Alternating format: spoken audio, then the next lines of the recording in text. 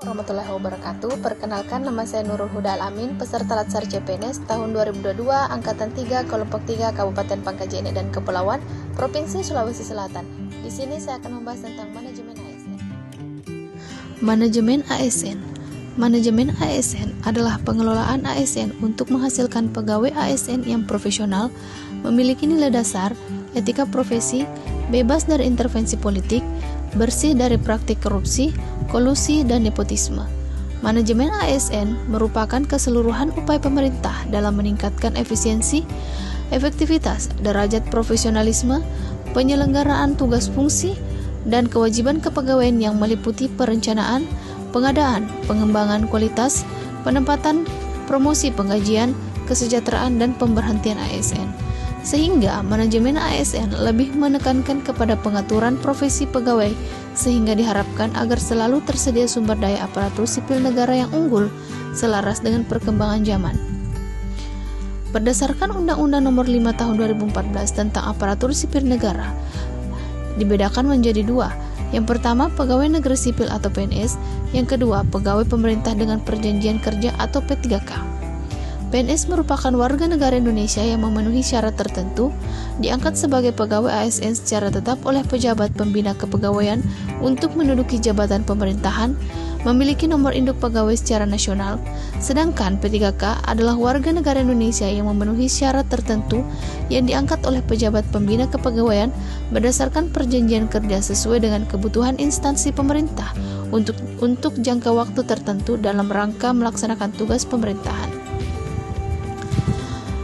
ASN berfungsi sebagai yang pertama pelaksana kebijakan publik, yang kedua pelayan publik, yang ketiga perekat dan pemersatu bangsa.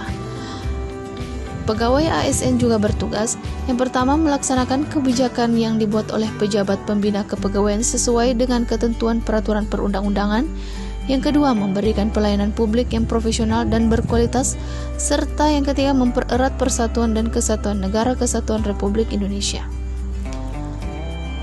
Adapun kewajiban ASN dalam Undang-Undang ASN yaitu setia dan taat pada Pancasila, Undang-Undang Dasar Negara Republik Indonesia tahun 1945, Negara Kesatuan Republik Indonesia dan pemerintah yang sah, menjaga persatuan dan kesatuan bangsa, melaksanakan kebijakan yang dirumuskan pejabat pemerintah yang berwenang, menaati ketentuan peraturan perundang-undangan, melaksanakan tugas kedinasan dengan penuh pengabdian, kesadaran, kejujuran, dan tanggung jawab, menentukan integritas dan keteladanan dalam sikap, perilaku, ucapan, dan tindakan kepada setiap orang, baik di dalam maupun di luar kedinasan, menyimpan rahasia jabatan dan hanya dapat mengemukakan rahasia jabatan sesuai dengan ketentuan peraturan perundang-undangan, dan bersedia ditempatkan di seluruh wilayah negara kesatuan Republik Indonesia.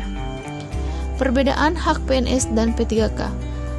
Hak PNS dan P3K yang diatur dalam Undang-Undang ASN adalah PNS berhak memperoleh gaji, tunjangan dan fasilitas, cuti, jaminan pensiun dan jaminan hari tua, perlindungan dan pengembangan kompetensi. Sedangkan P3K berhak memperoleh gaji dan tunjangan, cuti, perlindungan dan pengembangan kompetensi. Mekanisme pengelolaan ASN.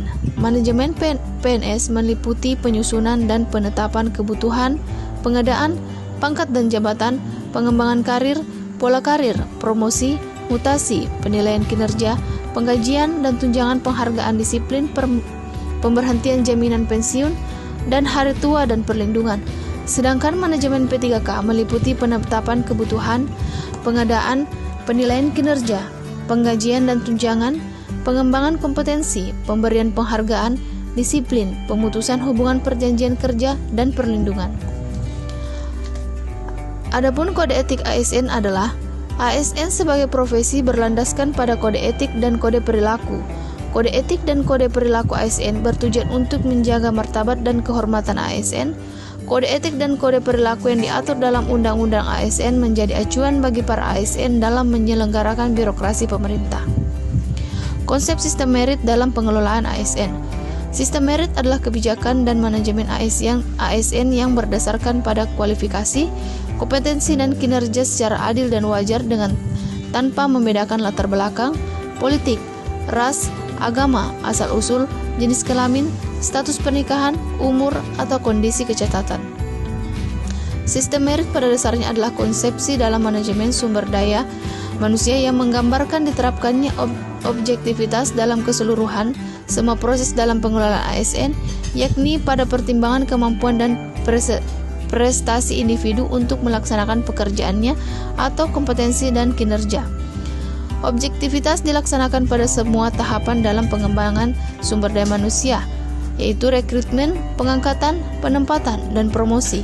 Dalam sistem merit, berbagai keputusan dalam manajemen sumber daya manusia didasari pada kualifikasi, kompetensi, dan kinerja. Jadi, untuk menjamin efisiensi, efektivitas, dan akurasi pengambilan keputusan dalam manajemen ASN, diperlukan sistem informasi ASN. Sistem informasi ASN diselenggarakan secara nasional dan terintegrasi antar instansi pemerintah.